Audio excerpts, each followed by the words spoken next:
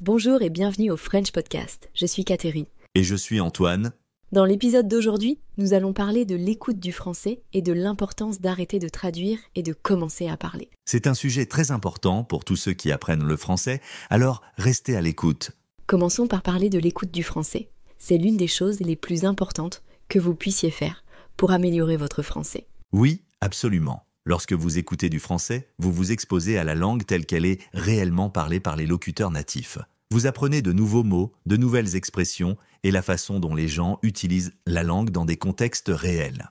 Il existe de nombreuses façons différentes d'écouter du français. Vous pouvez écouter de la musique française, regarder des films ou des émissions de télévision française ou écouter des podcasts français. Vous pouvez également trouver de nombreuses ressources en ligne, telles que des vidéos YouTube, des articles de presse et des blogs en français. La clé est de trouver quelque chose que vous aimez écouter et de le faire régulièrement. Même si vous ne comprenez pas tout ce que vous entendez, vous vous habituerez progressivement au son de la langue et commencerez à comprendre de plus en plus. Et n'ayez pas peur de commencer par des choses simples. Vous n'avez pas besoin de comprendre tout ce que vous entendez tout de suite.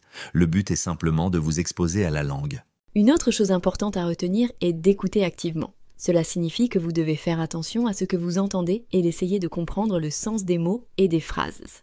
Vous pouvez également essayer de prendre des notes pendant que vous écoutez. Cela peut vous aider à vous souvenir de ce que vous avez entendu et à apprendre de nouveaux mots et expressions. Maintenant, parlons de l'importance d'arrêter de traduire et de commencer à parler. C'est une autre chose très importante que vous puissiez faire pour améliorer votre français. Oui, beaucoup de gens qui apprennent le français passent trop de temps à traduire du français vers leur langue maternelle et vice-versa. Cela peut être utile au début, mais cela peut aussi vous ralentir à long terme. Lorsque vous traduisez, vous ne pensez pas réellement en français.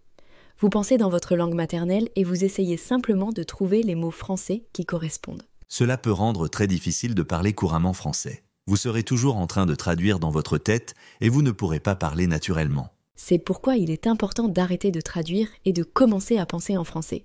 Cela signifie que vous devez essayer de penser aux mots et aux phrases en français sans les traduire dans votre langue maternelle. Cela peut être difficile au début, mais c'est possible. Une façon de s'y prendre est de s'entourer de français autant que possible. Cela signifie écouter du français, lire du français et parler français autant que possible. Plus vous vous exposez à la langue, plus il sera facile de penser en français. Vous pouvez également essayer d'utiliser un dictionnaire français-français au lieu d'un dictionnaire français-anglais. Cela vous aidera à apprendre le sens des mots français en français, ce qui facilitera la pensée en français. Une autre chose importante à retenir est de ne pas avoir peur de faire des erreurs. Tout le monde fait des erreurs lorsqu'il apprend une nouvelle langue. L'important est d'apprendre de vos erreurs et de continuer à pratiquer. Oui, n'ayez pas peur de parler, même si vous ne vous sentez pas parfaitement à l'aise. Plus vous parlez, plus vous vous améliorerez. Vous pouvez également trouver un partenaire linguistique avec qui pratiquer le français. Cela peut être un excellent moyen de s'améliorer et de gagner en confiance. Il existe de nombreux sites web et applications qui peuvent vous aider à trouver un partenaire linguistique. Alors, pour résumer, voici quelques conseils pour améliorer votre français. Écoutez du français régulièrement, arrêtez de traduire et commencez à parler, pensez en français, n'ayez pas peur de faire des erreurs et trouvez un partenaire linguistique avec qui pratiquer. Ce sont tous d'excellents conseils. Je pense que si les gens suivent ces conseils, ils verront une amélioration significative de leur français. Merci d'avoir écouté le French Podcast. Nous espérons que vous avez trouvé cet épisode utile. Rejoignez-nous la semaine prochaine pour un autre épisode. Au revoir. Alors Antoine, on a parlé de l'importance d'écouter du français et d'arrêter de traduire. Mais comment on fait ça concrètement ? Genre, tu vois, c'est facile à dire, mais en pratique, c'est un peu plus compliqué, non ? Ouais, t'as raison Catherine. C'est pas toujours évident. Écouter du français, c'est pas juste mettre de la musique et laisser tourner. Faut vraiment être actif. Moi, ce que je fais, c'est que je choisis des podcasts ou des vidéos sur des sujets qui m'intéressent vraiment. Comme ça, je suis plus motivé à comprendre. Ah, c'est une bonne idée. Parce que moi, j'avoue, des fois je me force à écouter des trucs super ennuyeux en français, juste pour pratiquer, et au final, je décroche complètement. Exactement. Et puis au début, faut pas hésiter à utiliser les sous-titres, mais pas tout le temps. Faut essayer de les enlever petit à petit pour vraiment se forcer à écouter. Ouais, c'est vrai. Les sous-titres, c'est une béquille, quoi. Faut s'en débarrasser à un moment donné. Et pour arrêter de traduire, t'as des astuces ? Moi, j'ai toujours ce réflexe de traduire chaque mot dans ma tête. Alors, ça c'est le plus dur, je trouve. Ce qui marche bien pour moi, c'est de me concentrer sur le sens global de la phrase plutôt que sur chaque mot individuel. Et puis, essayer de penser en images, visualiser ce dont on parle. Ah, c'est intéressant ça, penser en images. Je vais essayer, mais des fois j'ai l'impression que je comprends rien du tout. C'est décourageant. Ouais, c'est normal. Ça arrive à tout le monde. Faut pas se décourager. C'est comme un muscle, le cerveau. Plus tu l'entraînes, plus il devient fort. Et puis, faut se rappeler pourquoi on apprend le français. Quelle est notre motivation? C'est vrai. Moi j'adore la culture française, les films, la musique, la bouffe. C'est pour ça que j'ai commencé à apprendre le français. Voilà, faut se raccrocher à ça. Et puis, il ne faut pas avoir peur de faire des erreurs. C'est en faisant des erreurs qu'on apprend. Ouais, c'est facile à dire, mais des fois j'ai tellement honte de faire des erreurs devant les autres. Je comprends. Mais faut se dire que les Français sont généralement très patients et encourageants avec les étrangers qui apprennent leur langue. Ils apprécient l'effort. Ouais, t'as raison. Faut que je me lance plus. Et toi, Antoine, pourquoi tu as appris le français? Moi, c'est pour le voyage. J'adore voyager en France et pouvoir parler avec les gens, comprendre leur culture. C'est tellement plus enrichissant. Ah, c'est génial. Bon, je crois qu'on a fait le tour, non? Des conseils pratiques pour écouter du français et arrêter de traduire. Ouais, je pense que c'est un bon début. Faut juste de la patience et de la persévérance. Exactement. Et surtout, du plaisir. Si on s'amuse, c'est beaucoup plus facile d'apprendre. Absolument. Alors, à tous ceux qui nous écoutent, lâchez-vous. Écoutez du français, parlez français, faites des erreurs et surtout, amusez-vous. Merci Antoine et merci à tous de nous avoir écoutés. À la semaine prochaine pour un nouvel épisode du French Podcast. Au revoir. Au revoir. Alors Antoine, on a bien parlé de l'importance d'écouter et de pas traduire. Mais attends, il y a un truc qui me chiffonne.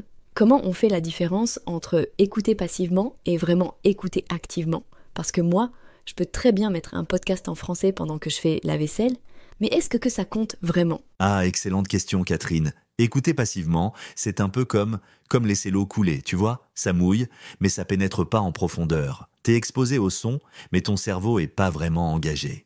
Ouais, c'est exactement ça. Je suis là, j'entends les mots, mais je pense à ma liste de courses en même temps. Voilà. L'écoute active, c'est complètement différent. C'est un effort conscient.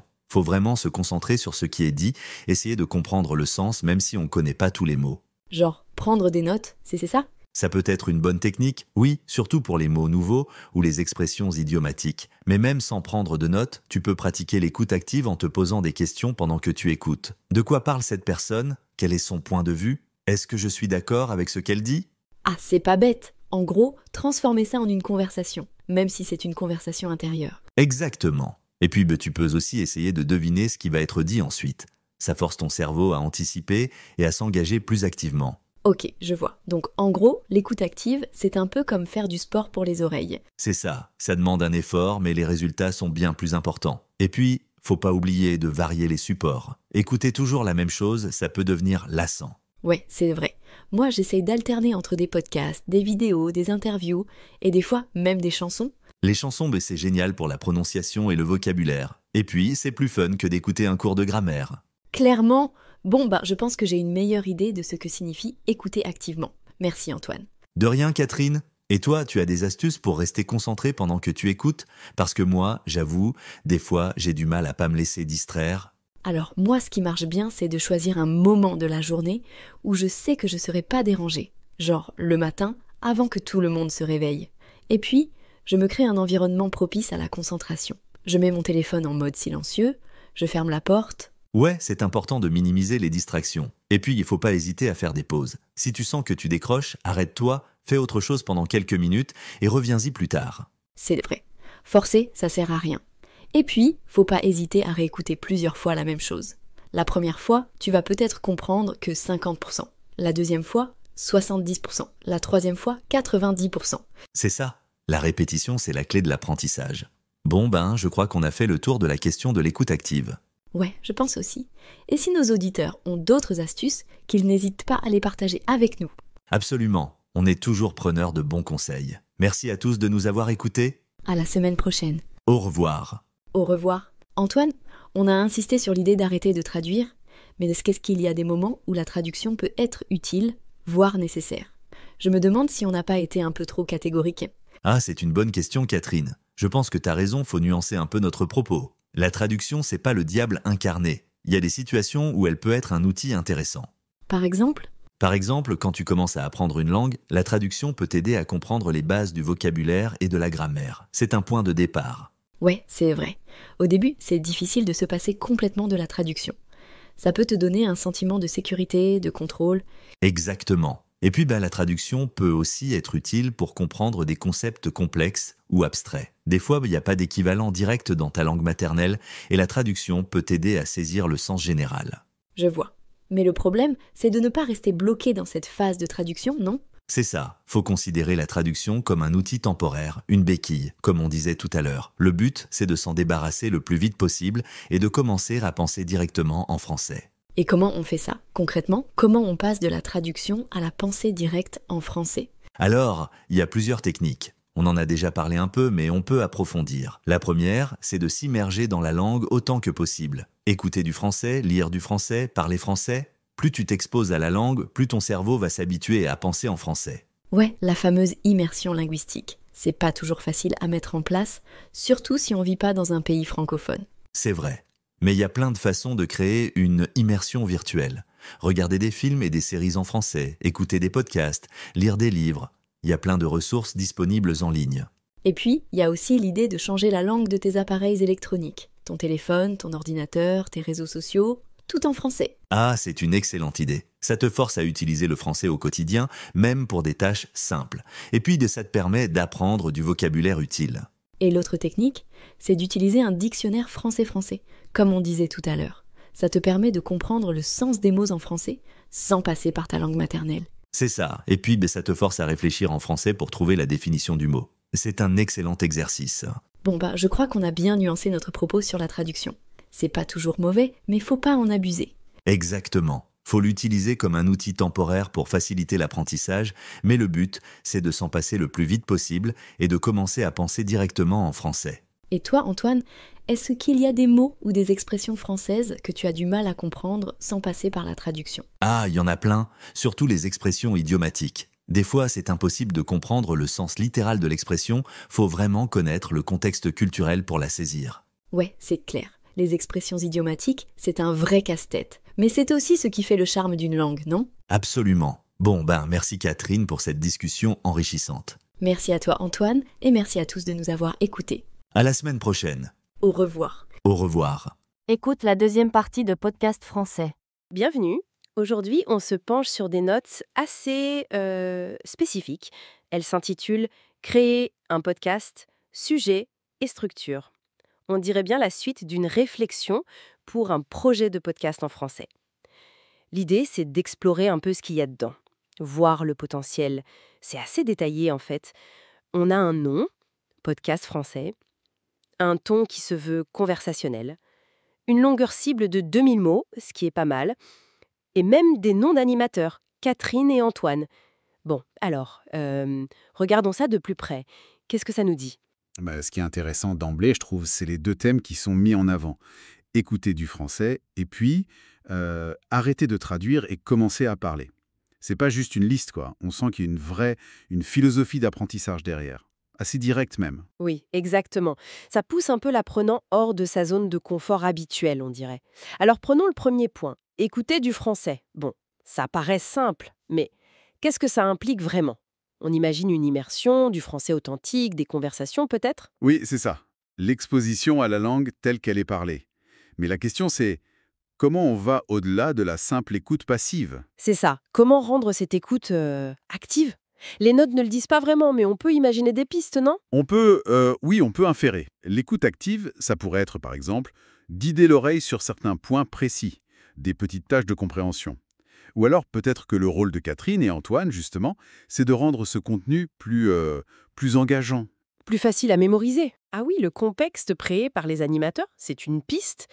L'idée de fond, ce serait donc que cet input, cette écoute, soit vraiment riche pour préparer la suite. Exactement. Préparer le terrain pour l'étape suivante. Et cette étape suivante, c'est ce fameux arrêter de traduire et commencer à parler. Bon, ça c'est un conseil classique, mais on sait que c'est dur à appliquer.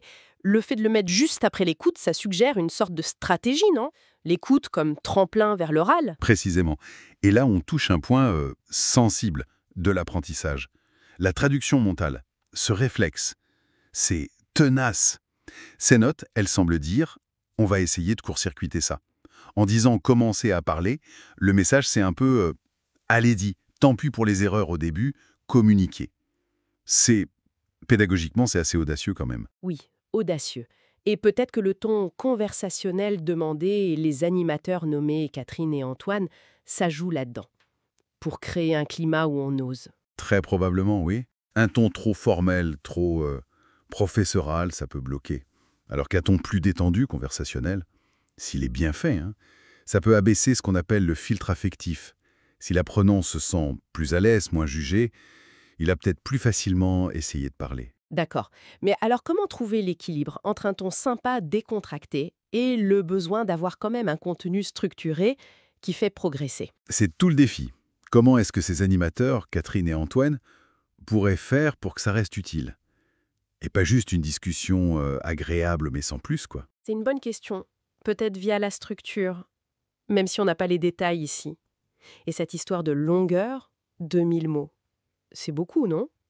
Pour des apprenants, surtout si on leur demande une écoute attentive et de parler ensuite, est-ce que c'est réaliste? Effectivement, la longueur interpelle. 2000 mots, ça fait bien 10-15 minutes de parole. C'est dense. Si on demande une écoute active et une mise en pratique, ça peut être lourd. Donc, soit le contenu doit être hyper captivant, peut-être découpé, soit c'est pensé comme une ressource pour une immersion plus longue, à écouter en plusieurs fois peut-être. Ce choix de longueur, ça conditionne pas mal de choses. Donc si on résume un peu, ces notes, elles dessinent une approche assez complète. On commence par l'immersion, l'écoute, puis on pousse vite vers l'oral. Le tout facilité par un ton détendu, des animateurs identifiés et dans un format assez long. L'idée forte, c'est peut-être cette combinaison, cette stratégie pour passer plus vite de la compréhension à l'action. Exactement. La vraie force de la proposition, elle est dans cette synergie, je pense. C'est une approche qui mise sur l'engagement, sur l'action rapide. Et au fond, ce que ça montre bien, au-delà des sujets précis, c'est l'importance de penser l'expérience d'apprentissage comme un tout. Le contenu, le ton, le format, l'incarnation, tout doit servir l'objectif. C'est pas juste du contenu, c'est une expérience à concevoir. Belle synthèse. C'est vrai que même fragmentaire, ces notes proposent une vision assez cohérente. Et ça amène une réflexion plus large finalement. Quand on crée du contenu pour apprendre ou enseigner quelque chose, par quoi faut-il commencer? Qu'est-ce qui est le plus fondamental? Le sujet lui-même, le ton, l'ambiance ou bien la structure générale? Une question à méditer.